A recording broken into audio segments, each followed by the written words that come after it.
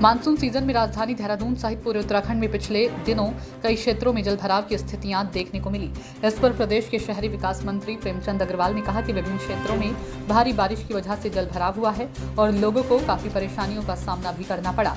प्रदेश के शहरी विकास मंत्री प्रेमचंद अग्रवाल ने कहा कि उन्होंने सभी नगर निगमों, नगर पालिकाओं और नगर पंचायत को मानसून से पहले नालों और नालियों को साफ करने के निर्देश दिए थे। इसके अलावा देहरादून में ड्रेनेज सिस्टम को दुरुस्त करने के लिए सिंचाई विभाग की ओर से 34 करोड़ की लागत से कार्य योजना बनी है और वह प्रक्रिया गतिमान है।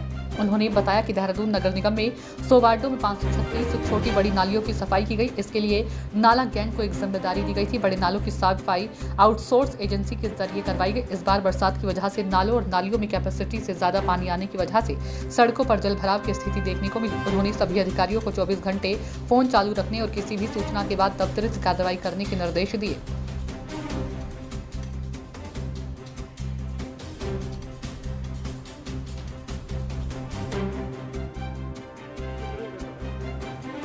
आपको जानकारी है कि पिछली बार मेरे द्वारा तमाम नगर पालिका, नगर पंचायत, नगर निगमों को हिदायत दी गई थी कि हम मानसून से पहले अपने अपने नाले नालियाँ साफ़ करें ताकि जब पानी बरसे तो पानी ओवरफ्लो होके बाहर ना आ सके। लेकिन इस बार पानी भी बहुत बरसा। कुछ क्षेत्रों की मुझे जानकारी है कि वहाँ पानी बहुत ज़्यादा बाहर सड़कों पे बहा, जिसके कारण जनता को परेशानी हुई। और जानकारी जिस प्रकार से मेरे द्वारा ली गई, अनेकों जगह पानी ज़्यादा बरसा है। यदि मैं देहरादून की बात करूं, देहरादून में जैसा मेरे द्वारा अभी बैठक करके जानकारी ली गई, 37 बड़े नाले हैं पूरे नगर निगम क्षेत्र में, जहाँ साफ सफाई लगभग हर नाले में समय से कर दी गई, कुछ को छोड़ के। और शेष हमारे जितने छोटी नालियाँ हैं, ये लगभग पूरे नगर निगम की मैं बात करूं तो जैसा मुझे उनके द्वारा बताया गया, हमारे अधिकारियों के द्वारा, एमएनए के द्वारा,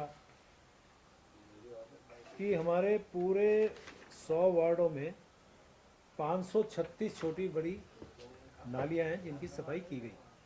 वहाँ नाला गैंग को जिम्मेवारी दी गई और जो ये बड़े नाले हैं इसको एक आउटसोर्सिंग एजेंसी के द्वारा उनको साफ सफाई करने का जिम्मा दिया गया।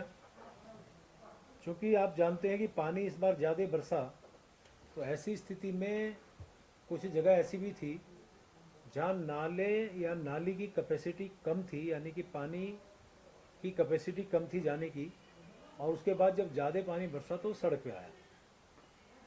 उसके कारण लोगों को थोड़ी समस्या आई। लेकिन मुझे ये भी ध्यान है कि इसके लिए एक बहुत पहले सिंचाई विभाग से कहा गया था कि तो हमारे देहरादून का विशेषकर एक ड्रेनेज के लिए कार्य योजना बनाएं। 34 करोड़ की लागत से वो कार्य योजना बनी है, डीपीआर बनी है, वो प्रक्रिया गतिमान है।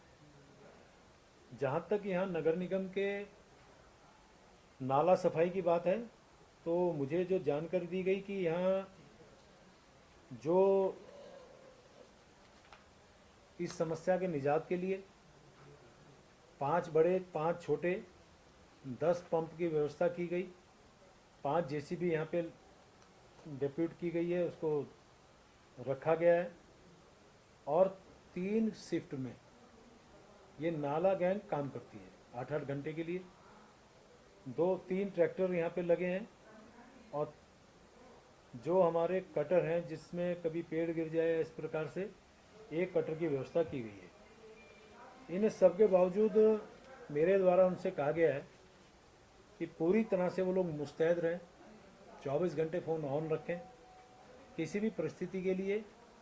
मेरे द्वारा तो यहाँ तक कहा गया कि यदि किसी को कोई ऐसी घटना हो जाए, कोई सांप या बिच्छू भी काट ले, ऐसी स्थिति में भी हमें 1-2 कार्मिकों अपने यहाँ तैनात करना पड़ेगा। क्योंकि आजकल ये भी संभावना बनी रहती है, हालांकि बहुत बड़ी संभावना नहीं है, बहुत ज़्यादा संभावना नहीं है तो भी।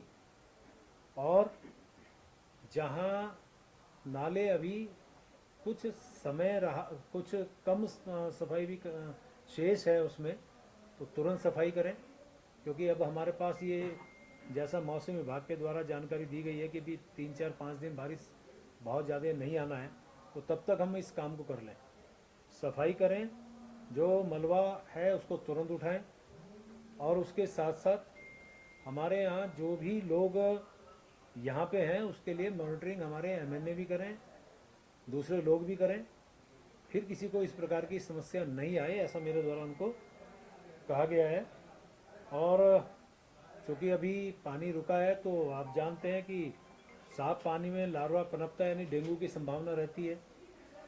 उसके लिए भी मेरे द्वारा उनको बहुत कड़ाई से कहा गया है। तो आशा वर्कर, हमारे अपने निगम के कर्मचारी इस काम में भी लगे हैं कि वो जागरूकता अभियान भी चलाएं, लोगों को जागरूक भी करें, उनमें कहीं लार्वा उत्पन्न होता है तो उसको नष्ट भी करें। तो जैसा मुझे बताया गया, लगभग अभी 2600 जगह लार्वा को नष्ट किया गया। और जो सुबह कूड़ा गाड़ी घूमती है उस पर डेंगू के रोकथाम के लिए जनता को अवेयर करने के लिए रिकॉर्डिंग चलाई जा रही है। व्हाट्सएप पे यानी सोशल मीडिया पे भी प्रचारित किया जा रहा है, एफएम पे भी उसको बताया जा रहा है। तो मैंने भी कहा है कि उनमें कुछ फ्लैग्स वगैरह इस प्रकार से जनता के जागरूकता के लिए क्षेत्र में लगाए जाएं ताकि जनता उसमें सहयोग प्रदान कर सके।